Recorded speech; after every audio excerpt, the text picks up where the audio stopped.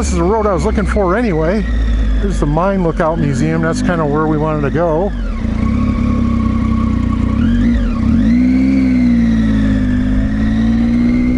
The mine's over there, and their hospital's up on the hill there. That's saying something for safety, since they didn't have helicopters or ambulances back then. Having that hospital so close to the mine, I bet you saved a lot of lives.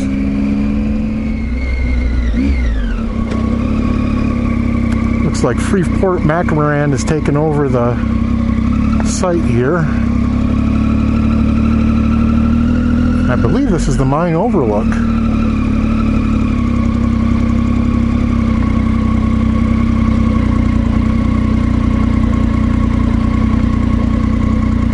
Yep. Let's go overlook. All right, we'll go check out the big hole in the ground.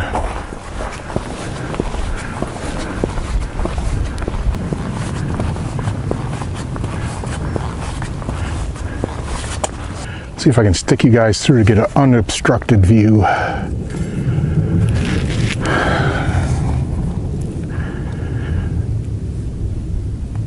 So all those terraces not only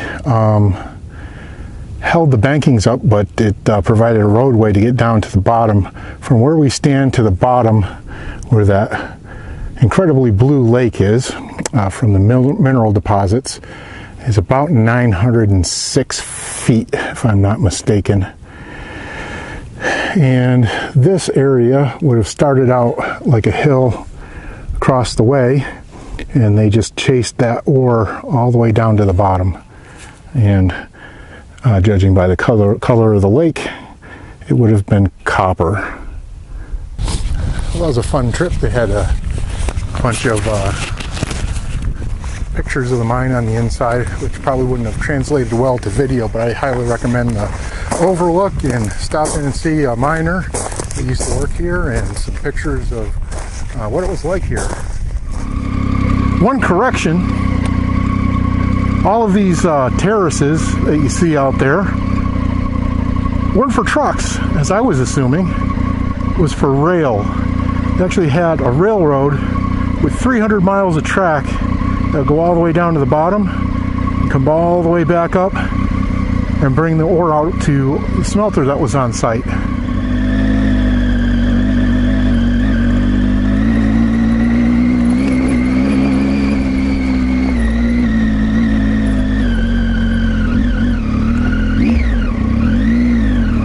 Looks like once upon a time the museum was a church.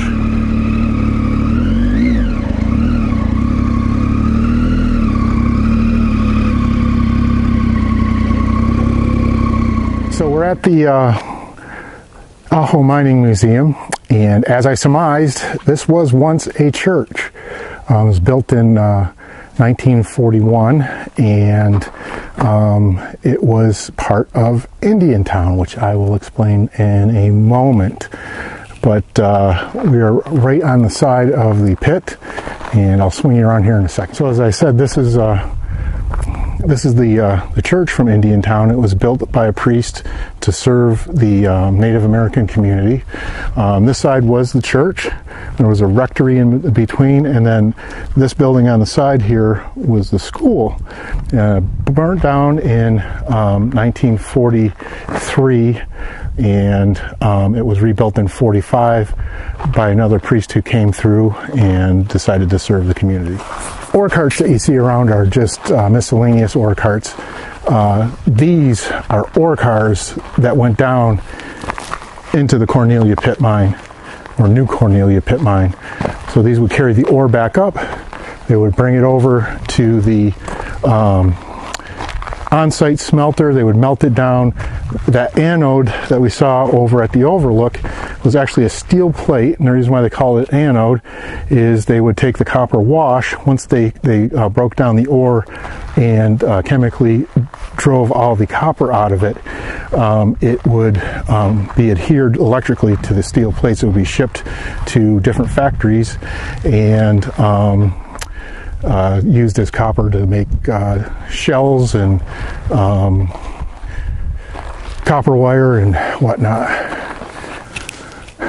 Let's stop in. I should actually correct myself. This is the Ajo Historical Society, as it says on the door. All right, well, let's take a wander in.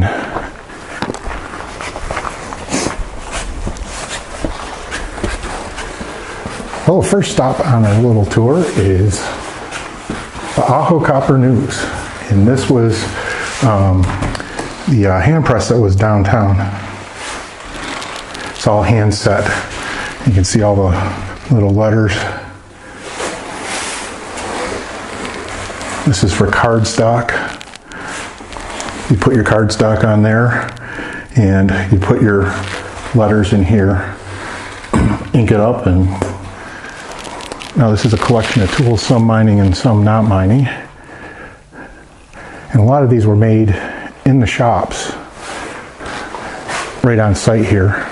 So they had their own railroad. They had to build some of their own tools. And this is actually an iron drill for mining.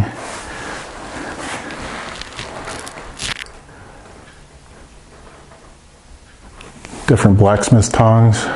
And this right here, it's a Studebaker wrench, and they actually made the manufacturing of Studebaker wagons because they wanted to send a wrench out so you could fix them. With each wagon, they standardized all the fasteners on there. This is kind of a mock-up of a 1920s dentist's office. So there's some pictures in here and some local art. This is a representation of Mexican town that a actual Horacio Yolanda, he actually lived there, and he kind of made a little diorama of his village. This is actually a representation of the mine one of the local folks made. The new Conelia mine. So this wall here mostly tells us about John Campbell Greenway. That's his bust. But if you can see here, he was one of the Rough Riders. That's Teddy Roosevelt. There's John Greenway right there. That's on San Juan Hill.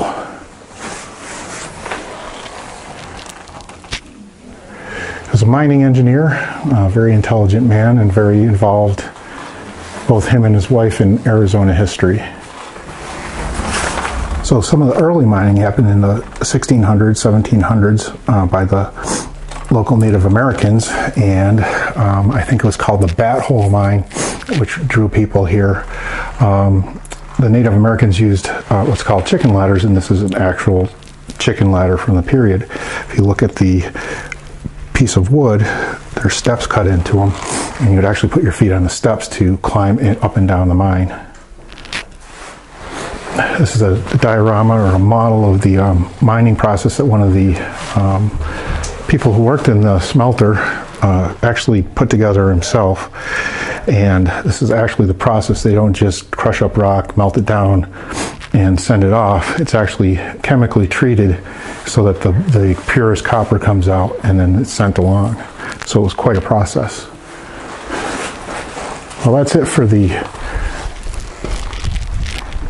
Ajo Historical Society Museum, and we're going to move on to our next trip.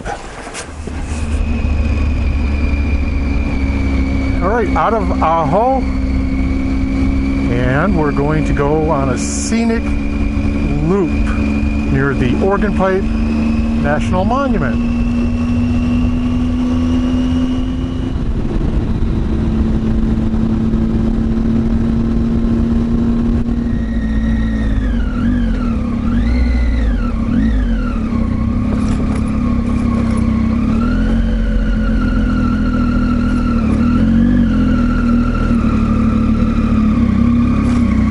Hi. You assistant? Yes, sir. Have a nice day, sir. If I camp down this road here, would I be in any trouble? No. Okay. You'll be okay. Thanks. Yep.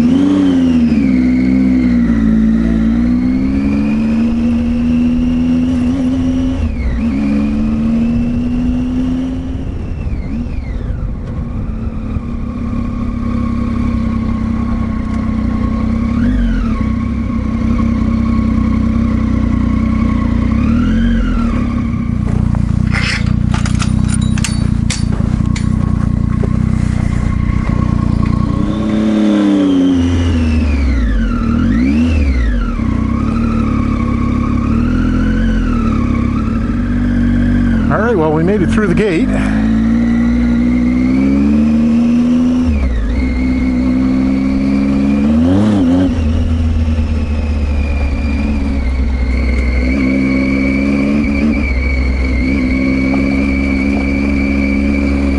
A little sandy pushy over here.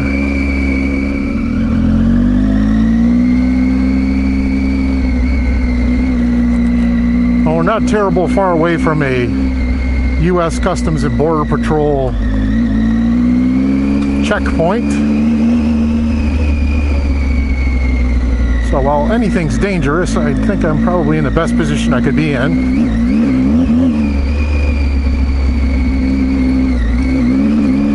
Just ran over the tail of a rattler. Sorry, Mr. Rattler.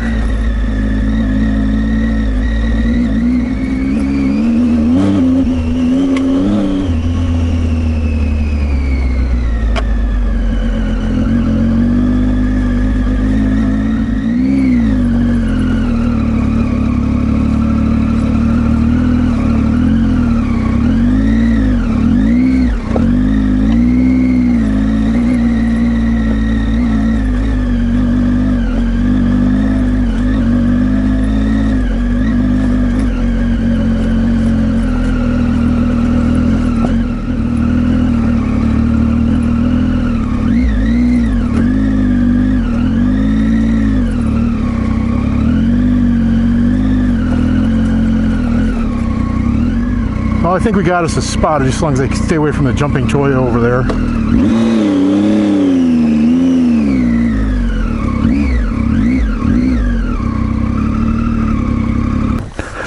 Well, we're going to get ourselves unpacked here and make camp for tonight. So I'm going to show you around camp here. Got a little cactus garden going on. I'm up in a little draw. This is home for tonight.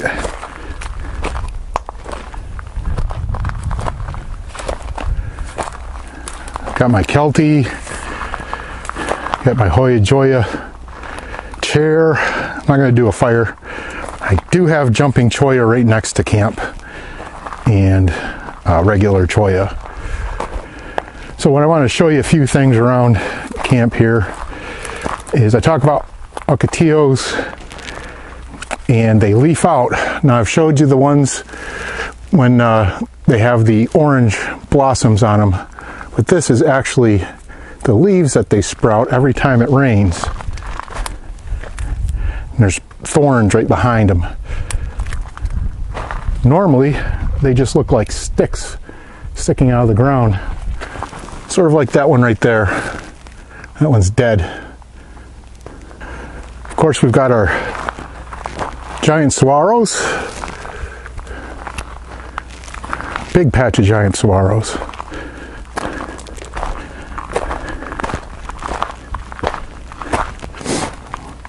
A little bit of sage here. But there's one plant in particular that I would like to show you.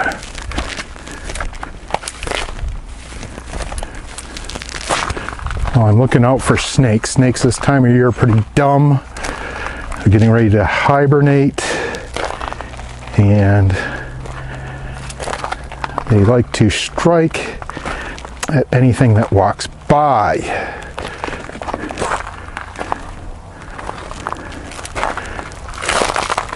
Hopefully not me. This, my friends, is an organ pipe cactus. I'm about 4 miles north of the Organ Pipe National Monument, place of controversy. You can look that up on the interwebs. I'm not going to tell you about it, but it's not the smartest thing to be camping right where I am. But I do have some Border Patrol folks that let know that I'm here, about 2 miles out towards the road. But this is an organ pipe cactus. That's what they put the monument up for. They're protected. Kind of a little different take on cacti.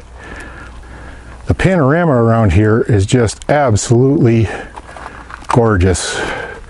Got a little bit of volcanic rock, petrified volcanic rock, I guess you could say. The hills are definitely volcanic.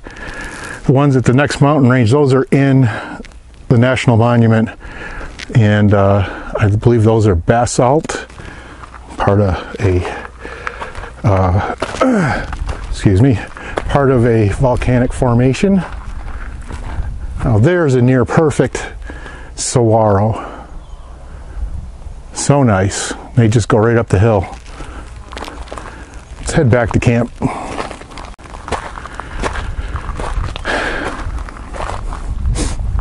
Yeah, we've got what I call regular cholla or cholla, and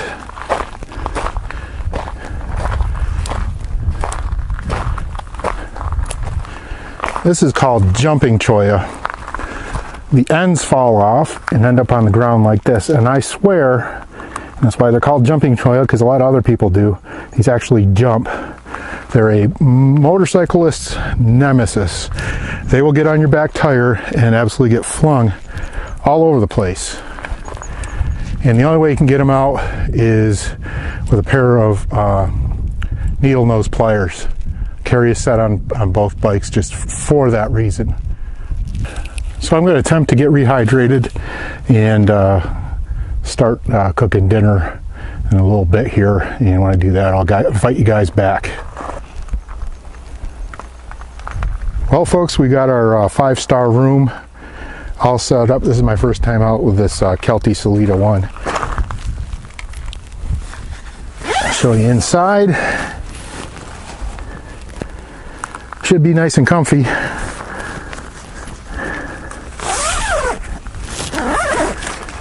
Everything went up really well and it's pretty high quality. Well, in a few minutes here I'm going to cook dinner. Got rehydrated. Got my garbage bag out.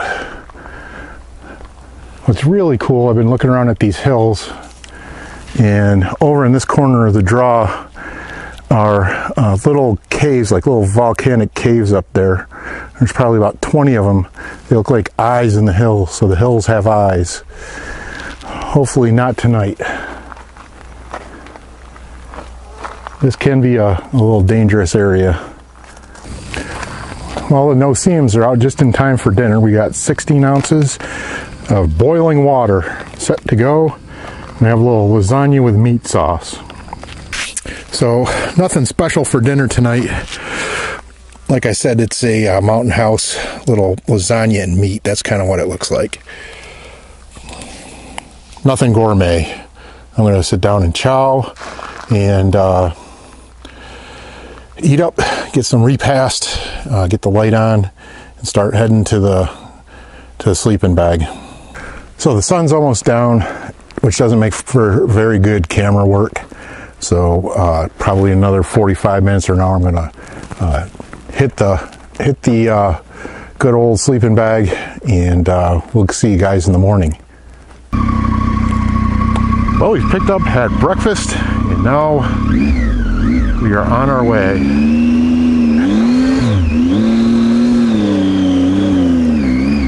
Traction control.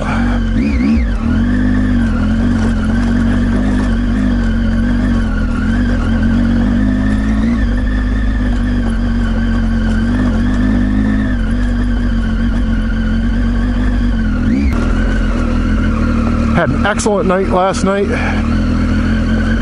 It's nice and cool. In the 50s, not too cold. It was exceptionally quiet, so that your ears would ring. Awesome.